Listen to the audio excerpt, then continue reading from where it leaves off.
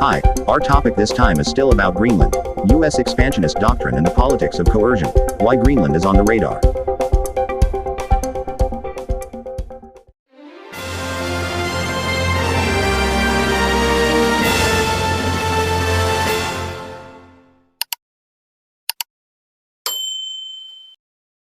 United States President Donald Trump has revived an old ambition to incorporate Greenland into U.S. territory. He even opened up the idea of purchasing the world's largest island from Denmark, the country that legally controls it. At his inauguration in January 2025, Trump asserted his vision of making America a nation that grows, enriches, and expands. He said his administration would fly the American flag to new horizons. This rhetoric, according to historians, is nothing new in American history.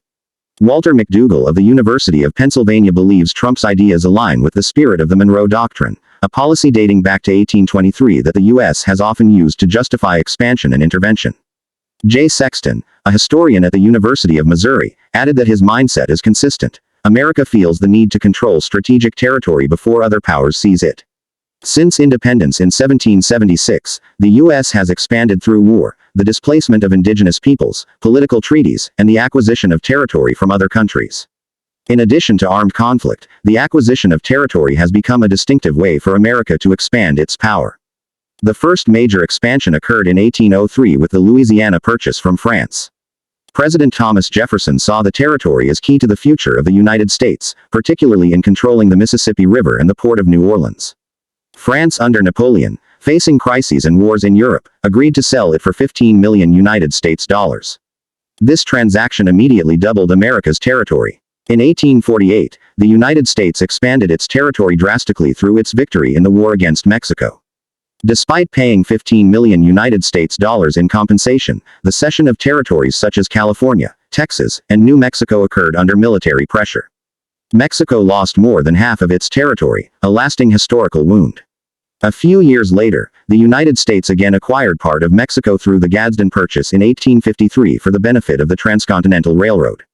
Mexico received $10 million United States dollars amidst an economic crisis. In 1867, the United States purchased Alaska from Russia for $7.2 million United States dollars. At the time, this transaction was considered a major mistake, but the discovery of gold, oil, and Alaska's strategic value later proved to be a very profitable decision. The last territorial purchase occurred in 1917, when the U.S. purchased the Virgin Islands from Denmark. Its military interests in the Caribbean, particularly the German threat in World War I, driven the $25 million deal. As part of the agreement, the U.S. promised not to interfere with Danish interests in Greenland. Now, more than a century later, Greenland has resurfaced in the discourse of American expansion, resonating as the latest chapter in a long history of U.S. territorial ambitions.